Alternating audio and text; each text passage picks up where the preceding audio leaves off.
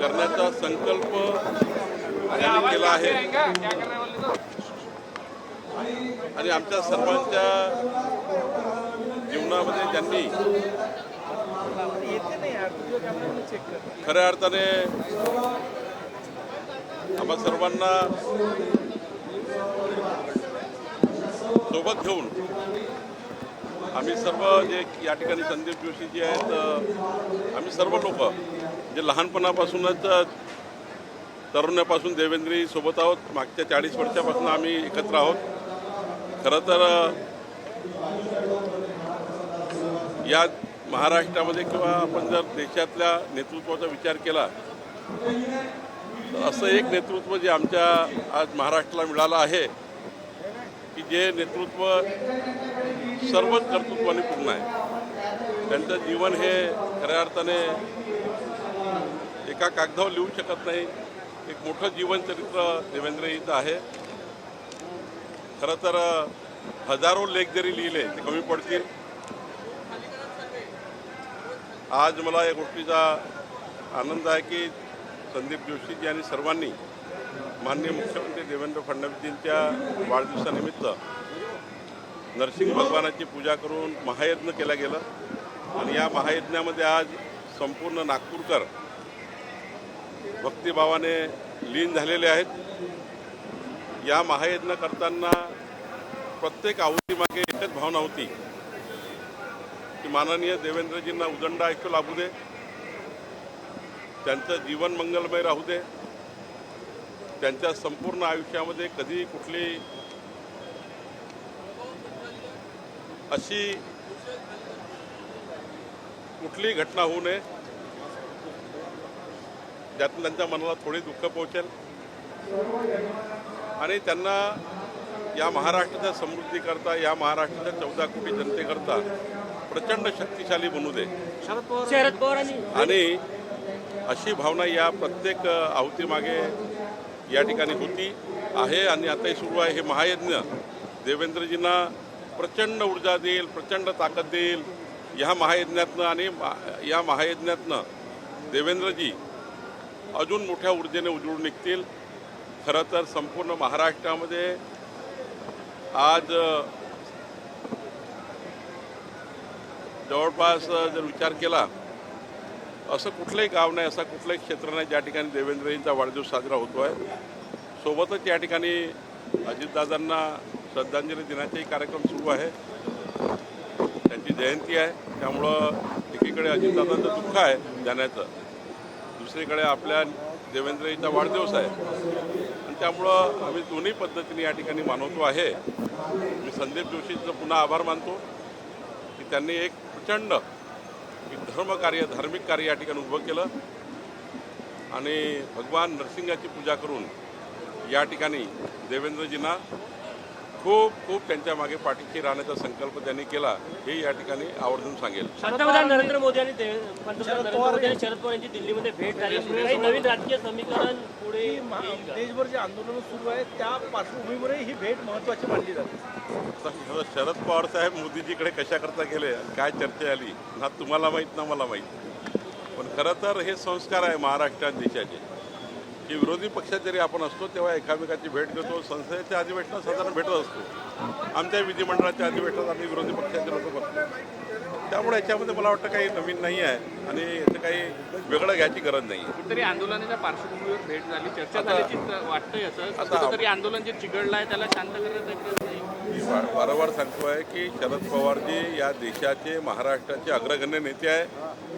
ते जर प्रधानमंत्री महोदयाला भेटले असतील तर याच्यामध्ये काय वेगळं आहे. त्यांनी शेती आणि पीक प्रश्नावर मोदींना पत्र दिल्याची माहिती आहे. त्यांनी मोदींनी हस्तक्षेप करावा या सगळ्या प्रकारे असं देखील. ते राज्यामध्ये अल निनोच्या प्रभावामुळं काही दुष्काळग्रस्त परिस्थिती निर्माण झाली आहे. पण मला या गोष्टीचा आनंद आहे की कालपासून चांगला पाऊस महाराष्ट्रात आला आहे आणि बऱ्यापैकी पिकं वाचलेले आहेत. पिकं म्हणजे जे आता वाया जाणार ते थांबलेले आहेत. उद्धव ठाकरे आणि अरविंद केजरीवाल यांची सुद्धा भेट झाली. उद्धव ठाकरे म्हटले की सत्ता पालथवण्याचीच वेळ आलेली आहे असं म्हटले. तर आपले पहिले आमदार, खासदार आणि आपले नगरसेवक सांभाळून घेतले पाहिजे. चालले उलटवाले. अरे काय संबंध आहे. 2029ला निवडणूक आहे. आता फक्त विकासाचे राजकारण करा. काय लावलं याच्यामध्ये, कुठं चाललंय, कुठं आहे, काय सत्ता फटफट होणार आहे, त्यांचे सांभाळते त्यांना. त्यामुळं मला असं वाटतं हा विनोद आहे, विनोद एक प्रकारचा जोक आहे. त्यामुळं या जोकमध्ये काही जाऊ नका. अरविंद केजरीवाल घरी गेले आहेत आणि उद्धवजी घरी गेले आहेत. महाराष्ट्रामध्ये काँग्रेसवाले वेगवेगळ्या ठिकाणी आंदोलन करताय. राजभवनासमोर काँग्रेसने महाराष्ट्रामध्ये आंदोलन केले. कसं आहे, मी वारंवार सांगतो की काँग्रेसच्या काळातल्या 28 घटना बी देतो आपल्याला आत्ता की पेपरफुटी झाली आहे. 28 वेळा. आणि या पेपरफुटीचा आलेख जर बघितला तितका गंभीर आहे. हे जे नौटंकी करताय ना, यांनी एकदा आलेख तपासून घ्यावा. आणि यांनी जर आत्मपरीक्षण केलं तर आंदोलन सोडा, चुल्लूवर पाणी टुकून मरतील इतके वेळा पेपरफुटी झाली आहे. त्यामुळं मी मान्यच केलं की सरकारने याच्यात लक्ष टाकलं पाहिजे, आम्ही लक्ष टाकलं पाहिजे. आणि सरकारने सुमोठं लक्ष टाकलं होतं. जेव्हा पेपरफुटी माहीत झाल्याबरोबर केंद्रीय सर्व या ठिकाणी ज्या काही आपल्या त्या ठिकाणी एजन्सीच्या त्या ठिकाणी पूर्ण इन्व्हॉल्व झाल्या आणि सरकारने शोधून काढलं. कोणी तक्रार दिली नाही, दन शोधून काढलं. आणि त्यामुळं मला असं वाटतं की काँग्रेसच्या काळात ज्या पेपरफुटी झाल्या होत्या अरे कोणी विचारलंही नाही. त्यामुळं मला असं वाटतं की हे जे राजकारण नौटंकी चालू आहे, माननीय प्रधानमंत्री मोदीजींनी, आमचे अमित शहाजींनी, आमच्या सर्व वरिष्ठ नेतृत्वाने दखल घेतली आहे. ही गोष्ट खरी आहे. पेपरफुटी होऊ नये. विद्यार्थ्याला प्रचंड मनस्ताप होतो, विद्यार्थी आत्महत्येकडे जातात. अशा घटना होत नाही, ह्या काही मान्यच नाही कुणाला. पण मला असं वाटतं जे एखादी घटना एखाद्या सिस्टीममध्ये झाली असेल त्याला मंत्र्याला दोषी ठरवणे, सरकारला दोषी ठरवणे आणि राजकीय आंदोलन करून विद्यार्थ्याचे माथे भडकवणे काही योग्य नाही. धर्मेंद्र प्रधान यांचा राजीनामा मागितला तर तो कितपत योग्य वाटते? पूर्ण नौटंकी आहे राहुल गांधी, स्वतःच नौटंकी आहे ते. आणि त्यामुळं आता काही स्कोप राहिला नाही कुठल्या विषयाला. आता विद्यार्थ्यांना सोबत घेऊन असे आंदोलन करतायत. राजीनामा वारंवार राजीनाम्याचीच मागणी केली जात आहे. खरं तर कारवाई झाली असं सांगितलं. अरे 28 वेळा पेपरफुटी झाली होती ना काँग्रेसच्या काळामध्ये. 28 वेळा मी तुम्हाला यादी देतो आहे. मला सांगा त्याचं उत्तर द्या ना. मला हे मान्यच नाही आहे की बाबा पेपरफुटी झाली पाहिजे, ते होऊ नये. पण राजीनामा मागेपर्यंत ठीक आहे. विद्यार्थ्याचा मनस्ताप आहे, त्यांनी राजीनामा मागितला, विद्यार्थ्यांनी राजीनामा मागितला, विद्यार्थ्यांनी आंदोलन केले, मान्यता आहे.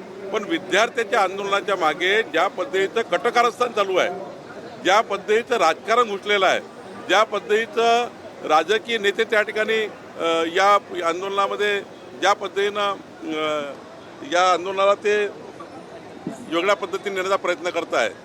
परवाच्या आंदोलनात बघितलं असेल 2-2, 4-4 ट्रक दगड त्या आंदोलनामध्ये कुशासाठी आले होते, कुणासाठी आले होते, कुणाला मारायला आणले होते. शेवटी दोन्ही भाग येथे तपासले पाहिजे. मला वाटतं विद्यार्थ्याच्या आंदोलनाला काही आमचं म्हणणं नाही, त्यांचा मनस्ताप झाला आहे. पण काँग्रेस किंवा हे जे नौटंकीवाले आहे यांना काही यांना बोलाचा अधिकार नाही, कारण याच्या काळात 28 वेळा पेपरफुटी झाली आहे. आम आदमी पार्टी ने प्रधानमंत्री जी पर आरोप लगाया है कि सीजेपी का आंदोलन कमजोर करने के लिए राहुल गांधी को अपने आवास के बाहर बैठाया. आज माननीय मुख्यमंत्री देवेंद्र फडणवीस जी का जन्मदिन है. हमारे संदीप जोशी जी ने एक बहुत बड़ा महायज्ञ भगवान नरसिंह जी की पूजा करके यहाँ पे किया है. आज हर श्रद्धालु यहाँ पे आया हुआ है और यहाँ पे देवेंद्र जी को बचपन से जानने मानने हृदय के लोग सारे पूरे महाराष्ट्र में आज सारे तरफ जन्मदिन के कार्यक्रम चल रहे हैं. आज नागपुर में जो महायज्ञ हुआ है इसमें हर व्यक्ति जो आहुति डाल रहा है महायज्ञ की, वो यही शुभेच्छा दे रहा है देवेंद्र जी को. ये आहुति देवेंद्र जी के नाम पे जो ये महाराष्ट्र के विकसित महाराष्ट्र को करने का वो जो संकल्प उठा चुके हैं उसको सफल बनाए और देवेंद्र जी का जीवन मंगलमय रहे. ये हर आहुति के पीछे भावना है और ये बहुत बड़ा आयोजन यहाँ पे हुआ है. मैंने जो कहा था कि माननीय अजीत दादा इनका आज जयंती है. बहुत दुख की बात है कि अजीत दादा हमारे बीच में नहीं है.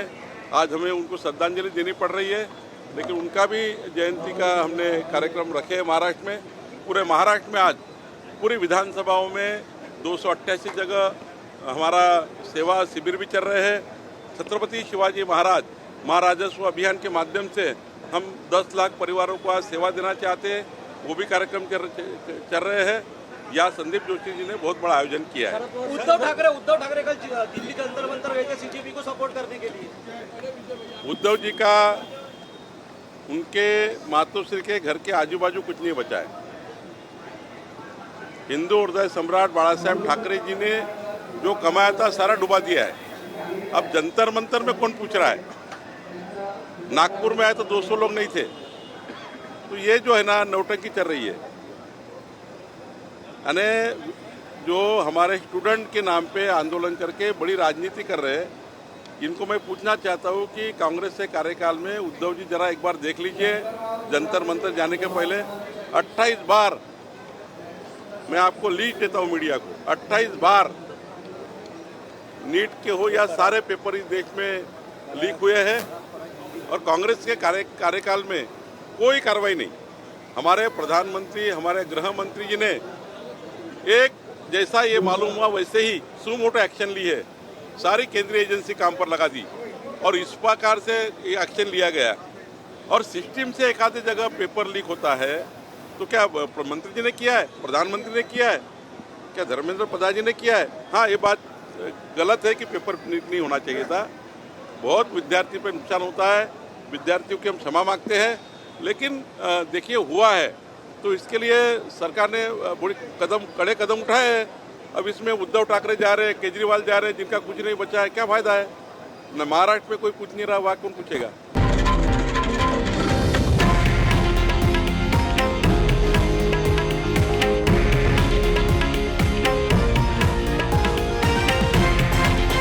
हे आहे देशातील नंबर 1 न्यूज नेटवर्क आणि आपण पाहत आहात TV9 मराठी, एकमेव.